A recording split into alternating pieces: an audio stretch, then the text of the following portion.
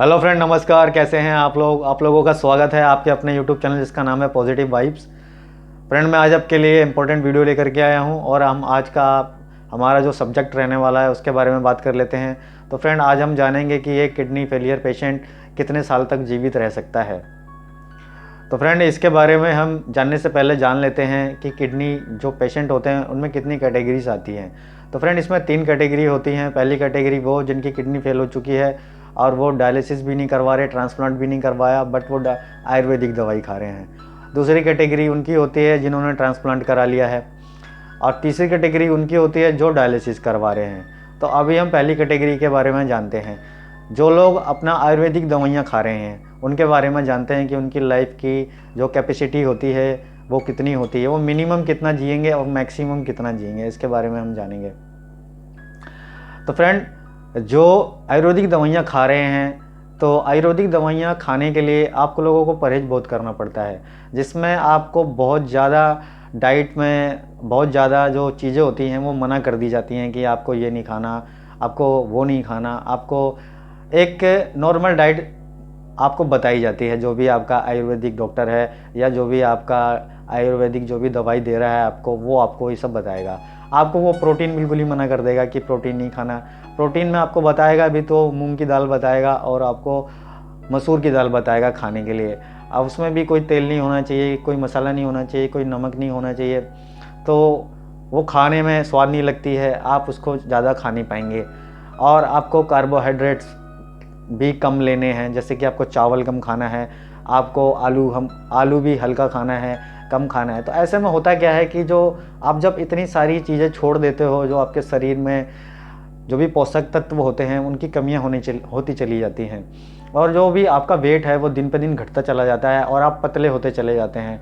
आपका वेट एकदम डाउन होता चला जाएगा, आप बिल्कुल ही मतलब आपका शरीर निचुड़ता हुआ चला जाएगा, आप बिल्कुल कमज़ोर होते चले जाएंगे। लेकिन आपका जब आप सब कुछ खाना ऐसे बंद कर देते हैं, आप बिल्कुल ही हल्की डाइट लेने लग जाते हैं अपने आयुर्वेदिक प्रैक्टिशनर के हिसाब से और उनकी दवाइयाँ खा रहे होते हैं, तो ऐसे में ये होता है कि आपका क्रेटिनाइन यूरिया कम हो जाता है, क्योंकि आप खाते ही कुछ नहीं है, आप कुछ ऐसी चीज़ खा ही नहीं रहे जिससे कि आपका क्रेटिनाइन बढ़ेगा। जैसे आप प्रोटीन नहीं ले रहे हैं, जिससे आप हाई कार्बोहाइड्रेट्स नहीं ले रहे हैं, तो आपका प्रोटीन बढ़ना बंद हो जाता है, प्रोटीन आपके शरीर में जाना बंद हो जाता है, जिसकी वजह से आपका क्रेटिनाइन लेवल वैसे ही कम हो जाता है। तो आपको ऐसा लगता है कि मेरा क्रेटिनाइन कम बढ़ रहा है इनकी दवाई से, इनकी दवाइयाँ काम कर रही हैं, और आप उनके जाल में फंस जाते हैं और ऐसे करके आप धीरे धीरे अपना सारा वेट ख़त्म कर देते हैं। आपका वेट धीरे धीरे कम होता चला जाता है और आप कमज़ोर होते चले जाते हैं।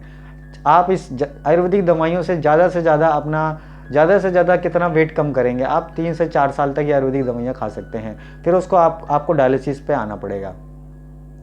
आप जब डायलिसिस पे आ जाएंगे, फिर आपकी लाइफ की जो कैपेसिटी होगी वो मैं अभी आपको बताऊंगा, क्योंकि आप अंडरवेट हो गए। आपका वेट तो 80 किलो था जब आपने आयुर्वेदिक दवाइयाँ लेना शुरू किया था। अगर उस समय आप डायलिसिस करवाते तो आप ज़्यादा लाइफ जी सकते थे, क्योंकि आपका वेट 80 किलो रहता, आपका वो ड्राई वेट रहता और आप उसी ड्राई वेट को मेंटेन करके रखते अपने डायलिसिस पे, तो आप कम से कम नहीं तो 15 से 20 साल 25 साल तक डायलिसिस पे ज़िंदा रह सकते थे। 80 साल अगर आपका 80 वेट है, अगर आपको कोई कॉम्प्लिकेशन नहीं है, तो आपको शुगर नहीं है, आपको बीपी भी आपका मतलब ज़्यादा हाई नहीं होता है, जैसे आपका पानी बढ़ गया तो हाई हो गया, डायलिसिस पे पानी निकल जाता है, फिर से एकदम आराम पड़ जाता है। ऐसे आप कोई ऐसी डाइट नहीं ले रहे हैं, ख़राब चीज़ नहीं खा रहे हैं जो आपके शरीर को इफेक्ट कर रहा है, आपको हार्ट की कोई प्रॉब्लम नहीं है। ऐसा जो पेशेंट होता है जिसका वेट 80 किलो है और डायलिसिस करवा रहा है और उसको ना तो शुगर है ना कुछ है, हाई बीपी है, टैबलेट ले रहा है लेकिन बीपी कंट्रोल में चल रहा है, तो ऐसा पेशेंट लाइफ लंबी जी जाता है अच्छे से, बढ़िया से। लेकिन आपने 3 साल आयुर्वेदिक दवाइयाँ खाई और उनके सारे परहेज आपने किए, फिर आप अंडरवेट हो गए, तो उसके बारे में मैं अभी आपको बताऊंगा। अब बात आती है सेकंड कैटेगरी की, जिनका डायलिसिस हो रहा होता है। अब डायलिसिस में भी कैटेगरीज आती हैं, इसमें 3 कैटेगरी होती हैं। पहली कैटेगरी होती है वो जिन लोगों का वेट बिल्कुल अच्छा है, जिनके शरीर में मांस है, जिनके शरीर की मांसपेशियां अभी हष्ट पुष्ट हैं, जिनका अभी किडनी फेलियर हुआ, वो एकदम से डायलिसिस पे चले गए। मान लो मैं 80 किलो का था, मेरा किडनी फेल हो गया, किडनी फेल होने के बाद मैंने डायलिसिस शुरू करवा दिया, तो मेरा वेट जो ड्राई वेट है वो 80 किलो ही रहेगा, मैं उसको एकदम मेंटेन करके रखूँगा। तो अब मेरे को कोई कॉम्प्लिकेशन नहीं है, हाई बीपी की रहता है मेरे को, तो मैं टेबलेट खा रहा हूँ और मेरे को बीपी भी कंट्रोल में हो जाता है।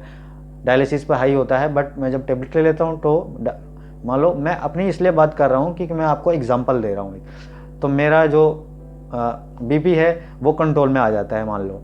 तो ऐसा जो पेशेंट होता है तो वो अपनी लाइफ अच्छी जी जाता है डायलिसिस पे। मान लो 30 साल तक वो अपनी लाइफ अच्छे से जी सकता है अगर उसको कोई कॉम्प्लिकेशन नहीं होता है तो बीच में। अब बात कर लेते हैं उन पेशेंट की जो अंडरवेट होते हैं। अब जो आपने आयुर्वेदिक दवाइयाँ खाई 3 साल, अब आपका वेट 80 किलो से मान लो 50 किलो पे आ गया, 30 किलो वेट आपने कम कर दिया अपना आयुर्वेदिक दवाइयों में। क्यों? क्योंकि आप परहेज तो करना पड़ेगा आपको, तभी अब वो बोलेंगे, वरना आयुर्वेदिक दवाई काम नहीं करेगी, है ना। जाल में तो फंसना ही है, आप जब कुछ खाएंगे ही नहीं तो आपका क्रेटिनिन तो वैसे ही नहीं बढ़ना है, तो वो तो बोलेंगे आप खा रहे हो इसलिए आपको कोई आराम नहीं पड़ रहा, हमारी दवाई काम नहीं कर रही। तो आप जब अंडर वेट हो जाएंगे फिर आप डायलिसिस पे जाएंगे, आपका वेट डायलिसिस पे, पता है आपको कि डायलिसिस पे वेट बहुत कम बढ़ता है। कोई किस्मत वाला पेशेंट होता है जिसका वेट डायलिसिस पे गेन करता है, मगर ज़्यादातर पेशेंट्स जो ऐसे होते हैं जिनका बस ड्राई वेट मेंटेन होता है, बाकी वेट बिल्कुल नहीं बढ़ता है। तो आपका वेट नहीं बढ़ेगा। अब आप सही से डाइट भी नहीं ले रहे हैं, आप कुछ खा भी नहीं रहे हैं अच्छे से, आप वही नॉर्मल खाना खा रहे हैं, आप ज़्यादा हाई प्रोटीन भी अगर ले लेंगे तो भी आपको बर्दाश्त नहीं होगा क्योंकि आप अंडरवेट हैं। अंडरवेट पेशेंट अगर ज़्यादा हाई प्रोटीन भी खा लेगा तो वो उसको हजम नहीं होगा, उसको उल्टी होने लगेगी, उसका हाई बीपी होने लगेगा और भी दिक्कत हो जाएंगी, कॉम्प्लिकेशन हो जाएंगे। तो ऐसे पेशेंट की जो लाइफ होती है वो ज़्यादा से ज़्यादा 5 से 6 साल होती है, इससे ज़्यादा लाइफ नहीं है डायलिसिस पे। 5 से 6 साल या 7 साल, इससे ज़्यादा लाइफ नहीं है। बस इसके बाद उसकी लाइफ समझ लो ख़त्म ही है, उतनी दिक्कतें उसको होने लग जाएंगी, फिर वो सही से उसको डायलिसिस भी नहीं हो पाएगा और भी दिक्कतें उसको होने लग जाएंगी। अब बात कर लेते हैं उन पेशेंट की जो बहुत ज़्यादा अंडरवेट हैं, जो बहुत ज़्यादा कमज़ोर हैं, जिनको बहुत ज़्यादा वीकनेस है और उनको शरीर बिल्कुल भी हष्ट पुष्ट नहीं है और वो डायलिसिस करवा रहे हैं, बीपी भी हाई रहता है। तो फ्रेंड ऐसे जो पेशेंट्स हैं उनकी लाइफ ज़्यादा नहीं होती है डायलिसिस पे, वो ज़्यादा से ज़्यादा 3 साल या 4 साल ही डायलिसिस पे अच्छे से रह पाते हैं, उसके बाद उनको कॉम्प्लिकेशंस होने लग जाते हैं बहुत ज़्यादा, और ऐसे में उनकी ज़्यादा दिन की ज़िंदगी नहीं होती। तो फ्रेंड आप ये समझ गए होंगे ये 2 कैटेगरीज, और नहीं समझ में आता है तो आप मुझे कमेंट करिएगा, कुछ रह गया होगा तो मैं आपको बताऊंगा। अब बात कर लेते हैं उनकी जो अपना ट्रांसप्लांट करा लेते हैं। तो फ्रेंड ट्रांसप्लांट में भी बहुत सारे कॉम्प्लिकेशंस होते हैं। कहते हैं ना, जो चीज़ हमको पैदा होने के साथ में मिली थी, जो हमको कुदरती मिली थी, उसकी बात ही अलग होती है। वो हमको 80, 85, 90, 100 साल तक हमारे शरीर में सही से रह सकती है। लेकिन जो वो चीज़ ख़राब हो गई, अब उसकी जगह आप ट्रांसप्लांट करवाओगे भी तो भी बहुत कॉम्प्लिकेशंस रहेंगे। मान लो आप बहुत शरीर से ठीक हैं, आपकी सारी रिपोर्ट्स अच्छी आई हैं जब आप ट्रांसप्लांट करवाने गए हो और आपका ट्रांसप्लांट हो जाता है, अब मान लो तब भी आपकी किडनी कितने दिन तक चलेगी? मान लो ज़्यादा से ज़्यादा 10-12 साल तक चलेगी अगर सारी रिपोर्ट सही रहती हैं और आपकी किडनी बहुत अच्छे से मैच हो रही है उस किडनी के साथ, आपके सारे टेस्ट होके जा रहे हैं, तो आपकी किडनी 10 से 12 साल तक चलेगी। अगर आप जो अदर ब्लड ग्रुप वाला जो ट्रांसप्लांट होता है, आप अगर वो करवाते हैं तो उसमें तो सबसे ज़्यादा कॉम्प्लिकेशंस होते हैं। उसमें जो भी बंदा आता है तो ट्रांसप्लांट करा के, तो उसमें भी कोई ज़्यादा लाइफ नहीं होती है। मान लो किडनी की, इसमें किडनी की बात मैं पहले कर रहा हूँ क्योंकि बंदा डायलिसिस भी करवा सकता है उसमें, लेकिन फिर उसका जो डायलिसिस होता है उसमें भी कॉम्प्लिकेशंस आने लग जाते हैं। मान लो अभी मैंने ABO वाला ट्रांसप्लांट करवा लिया जो अदर ब्लड ग्रुप वाला होता है, तो उसमें बहुत ज़्यादा कॉम्प्लिकेशंस होते हैं। एक तो उसमें कोई श्योरिटी नहीं होती कि वो किडनी आपकी 10 साल तक चलेगी। उसमें ज़्यादा से ज़्यादा मैं श्योरिटी 2 साल की दूंगा आपको, 2 साल बस। अगर 2 साल भी वो किडनी चल गई ना आपकी तो भी बहुत है। वैसे चल जाती है किसी पेशेंट की 3 या 4 साल, लेकिन उसका जो रेशियो है ना 10% से ज़्यादा नहीं है। ज़्यादातर पेशेंट्स की किडनी ख़राब हो जाती है जो अदर ब्लड ग्रुप वाला ट्रांसप्लांट कराते हैं। ऐसे मैं 10-12 पेशेंट्स को जानता हूँ जिन्होंने ट्रांसप्लांट कराया, अपनी वाइफ की किडनी ली, किसी ने अपने परिवार में से भाई की किडनी ली, किसी ने अपने पिता की किडनी ली, लेकिन वो किडनी उनकी ज़्यादा से ज़्यादा 2 साल चली है और फिर उसके बाद ख़राब हो गई है। मैं अभी तक किसी ऐसे पेशेंट से नहीं मिला जिसका ट्रांसप्लांट अदर ब्लड ग्रुप का हुआ हो और उसकी किडनी 10-12 साल तक चल गई हो, नहीं मिला। लेकिन मैं ऐसे पेशेंट से मिला हूँ जिसका सेम ब्लड ग्रुप में ट्रांसप्लांट हुआ है, बिल्कुल हष्ट पुष्ट था और उसकी किडनी 12 साल चली है और वो बंदा बिल्कुल आज भी ठीक है। ऐसे बंदे को मैं जानता हूँ। जैसे बंदों को मैं एक को नहीं, करीब 10-15 बंदों को जानता हूँ मैं, आपको भी उनसे मिलाऊंगा जल्दी ही। और अब बात कर लेते हैं उनकी, जिनको मान लो बहुत ज़्यादा मतलब कमज़ोर हैं, उनकी कुछ रिपोर्ट्स ठीक आई हैं, कुछ रिपोर्ट्स ठीक नहीं आई हैं, लेकिन फिर भी मतलब वहाँ तक आ गई हैं कि उनका ट्रांसप्लांट हो जा रहा है, तो वो अपना ट्रांसप्लांट करा भी लेते हैं। लेकिन महंगी महंगी दवाइयाँ होती हैं, उनका भी कॉम्प्लिकेशंस होते हैं। अगर मान लो वो दवाइयाँ आप खा रहे हो तो आपकी वैसे ही जो रोग प्रतिरोधक क्षमता है वो कम हो जाएगी, आपका इम्यून सिस्टम कमज़ोर हो जाएगा और आपको कोई ना कोई इन्फेक्शन लग जाएगा। अगर आपको सर्दी जुकाम ज़्यादा लगता है तो भी आपकी किडनी में इन्फेक्शन हो जाएगा, आपको बुखार आता है तो भी आपकी किडनी में इन्फेक्शन हो सकता है, आपको लूज मोशन लगते हैं तो भी आपको किडनी में इन्फेक्शन हो सकता है।